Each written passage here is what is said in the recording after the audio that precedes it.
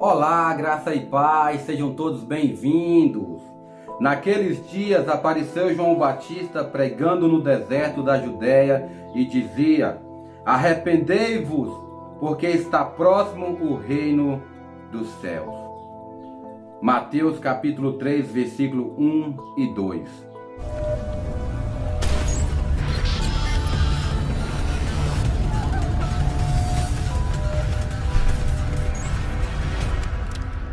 Você está no canal Irmão Helder FP, somente a verdade. Somente a verdade. No estudo passado nós estudamos sobre a desobediência do rei Saul. Saul fez algo que não agradou a Deus e Deus deu uma sentença para Saul, ou seja, Deus agora não aprovou o governo ou o reinado de Saul e constituiu um príncipe sobre Israel, ou seja, vai constituir um outro rei sobre Israel. Porém, Saul continuou reinando. E no capítulo de número 14, esse capítulo vai nos mostrar a vitória de Jonatas, filho de Saul, sobre os filisteus. O que Jonatas vai fazer? Do versículo 1 ao 5 vai ver a estratégia que Jonatas vai ter. Jonatas não falou nada com o seu pai, com o rei Saul, mas ele falou com o seu escudeiro e disse: olha, eu tenho um plano. Nós vamos passar pelos filisteus e nós vamos sozinhos. Nós não vamos levar ninguém conosco, nem vou falar nada com meu pai.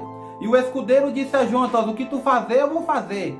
Eu vou te seguir e vamos fazer conforme o seu plano, o seu objetivo.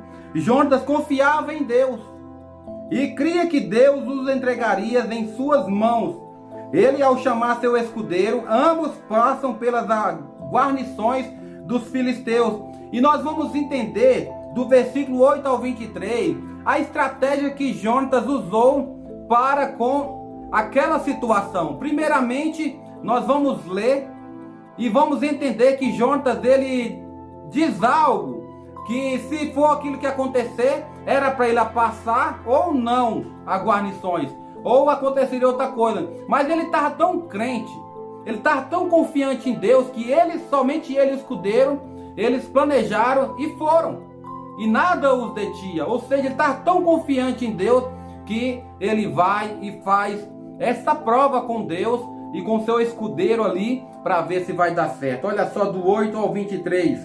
Disse, pois, Jonatas: eis que passaremos aqueles homens e nos daremos a conhecer a eles. Se nos disserem assim: parai, até que cheguemos a vós outros, então ficaremos onde estamos e não subiremos a eles. Porém, se disserem: subi a nós, então subiremos, pois o Senhor nos entregou nas mãos. Isto nos servirá de sinal, dando-se, pois, ambos a conhecer a guarnição dos filisteus. Disseram estes: eis que já os hebreus estão saindo dos buracos em que se tinham escondido. Os homens da guarnição responderam a Jonatas e ao seu escudeiro e disseram: subi a nós e nós vos daremos uma lição. Disse Jonatas ao escudeiro: sobe atrás de mim, porque o Senhor os entregou nas mãos de Israel. Então trepou Jonatas de gatinhas e o seu escudeiro atrás, e os filisteus caíram diante de Jonatas, e o seu escudeiro os matava atrás dele.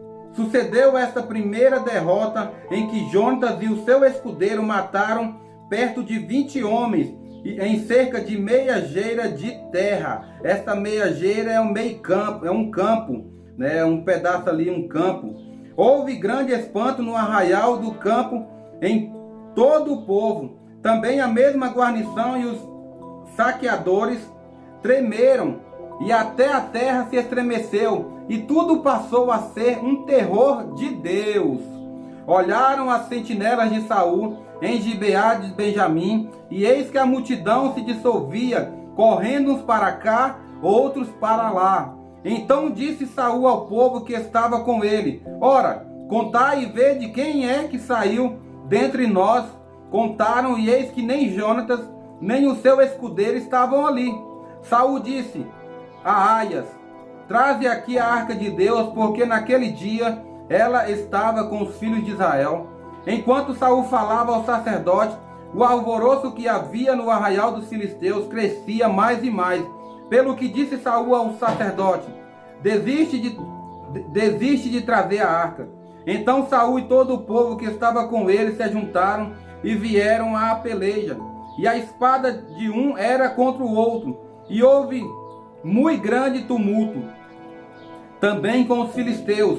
Dantes havia hebreus que subiram com eles ao arraial, e também estes se ajuntaram com os israelitas que estavam com Saul e Jonatas. Ouvindo, pois, todos os homens de Israel que se esconderam pela região montanhosa de Efraim, que os filisteus fugiram, eles também os perseguiram de perto na peleja. Assim livrou o Senhor a Israel naquele dia, e a batalha passou além de Bet-Raven. Olha só o que acontece. Jonatas, ele com seu plano, dá certo. Os filisteus falam para Jonatas passar. Jonatas vem de gatinho, ou seja, vem arrastando, e ali derrubava um soldado, e o seu escudeiro atrás dele ia lá e metia a espada. Ou seja, mataram 20 homens naquele momento. E Deus fez com que houvesse um grande alvoroço ali entre os filisteus. E Saul vendo aquilo lá de longe, todo Israel vendo de longe aquele alvoroço, diz: quem é que de nós subiu lá? Conta o povo aí, vê quem está faltando. Estava faltando Jonatas e o seu escudeiro. E assim Saul, ele pede para que a arca seja trazida, porque a arca simboliza Deus presente. Mas quando ele vê que não dá tempo, ele manda o sacerdote voltar. E assim ele vai na peleja juntamente com todo Israel. E acontece que o Senhor faz um se virar contra outro, e começou aquela bagunça. Então os filisteus fugiram, e assim como Israel tinha fugido e se intocado, os filisteus se intocaram. E aqueles que estavam escondidos de Israel falaram: olha, eles estão escondidos, vamos sair, vamos à peleja com eles. E Deus fez grandes coisas ali no meio deles. Mas o que vai acontecer após essa vitória de Jonatas e seu escudeiro? Aconteceu que Saul fez um voto para com ele e com o povo. Ele vai dizer: maldito seja qualquer um de nós que comer pão hoje. E o povo, cansado e faminto, teve que acatar essa ordem do rei. Porém Jonatas não sabia disso aí. Ninguém falou com Jonatas, e tinha um favo ali com mel. E os homens ali da peleja até viram, tinha vontade de comer, mas por causa do voto de Saul, um voto que é chamado de um voto atrevido, o que acontece? Todo mundo desejava comer alguma coisa e não podia. Jonatas chega com um pedacinho de pau, mete ali no favo e come aquele pouquinho, e de repente as pessoas vão e falam com ele: olha, seu pai disse que não era para comer nada. Seriam malditos se comesse. Então o que acontece? Jonatas diz: nós estamos famintos, nós estamos perecendo, precisamos de nos fortalecer e não vão poder comer. E o que fizeram? E eles pegaram animais dos filisteus e mataram e comeram com sangue. Era proibido naquela época comer com sangue. Então o que acontece? Olha só o perigo que esse povo está passando. Então fizeram saber a Saul que o seu filho do Jonatas fez. E Saul deu ordem a todo o povo, cada um, trazer um boi para que fosse sacrificado. E ninguém para comer com sangue, porque o Senhor não aceitava que as pessoas naquela época comiam nada com sangue. Era pecado contra Deus. E então Saul, ele fazendo isso, ele toma uma decisão. Então conversou com o povo: olha, que eu tinha feito um voto, e agora vou cumprir com o voto, e vamos lançar sorte sobre mim e Jonatas e contra o povo. A sorte caiu sobre Saul e Jonatas. Depois lançou sorte, a sorte caiu sobre Jonatas.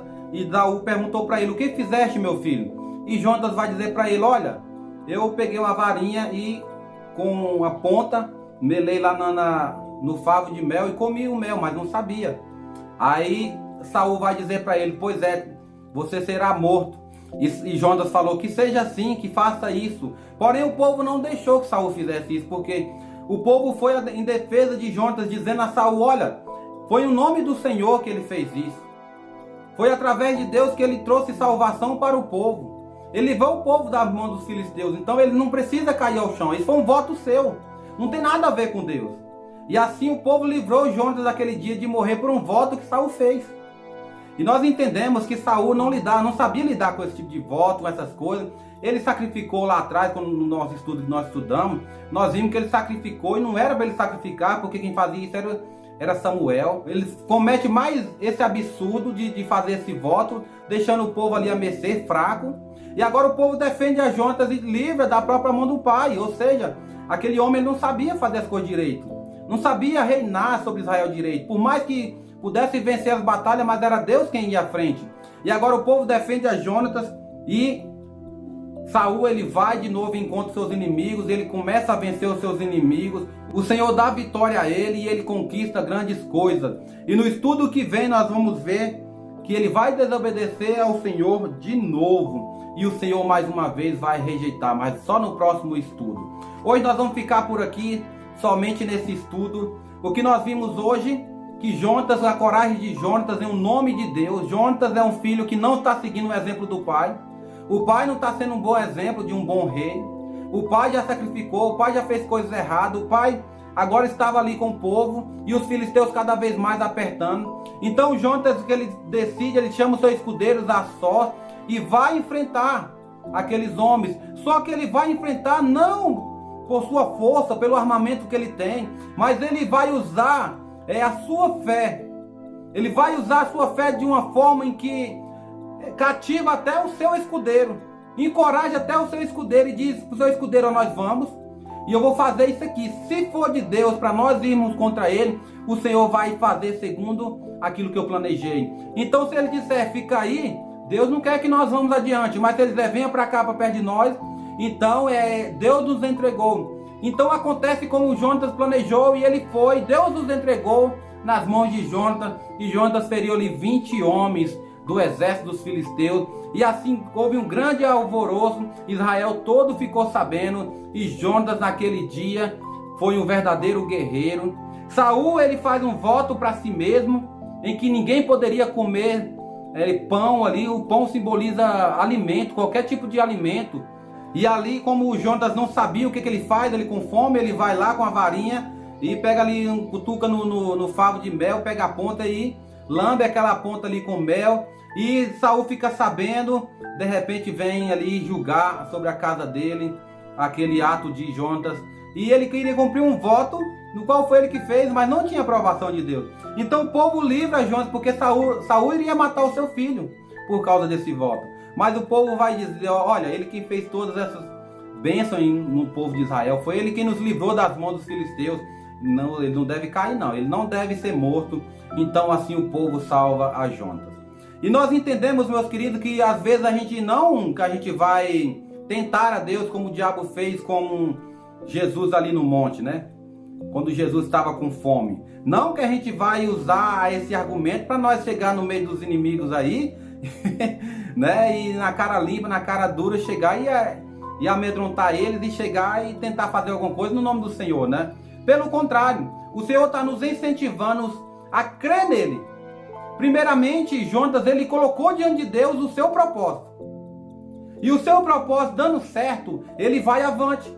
E é isso que nós devemos fazer. Nós devemos colocar todas as nossas lutas, as nossas provas, tudo aquilo que está acontecendo conosco diante do Senhor.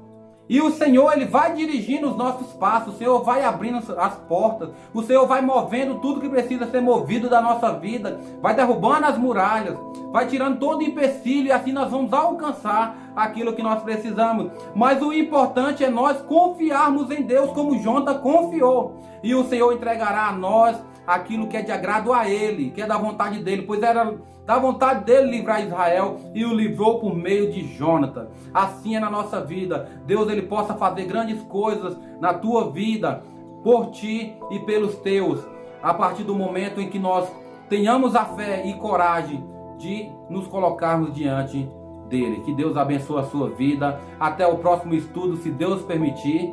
Graça e paz.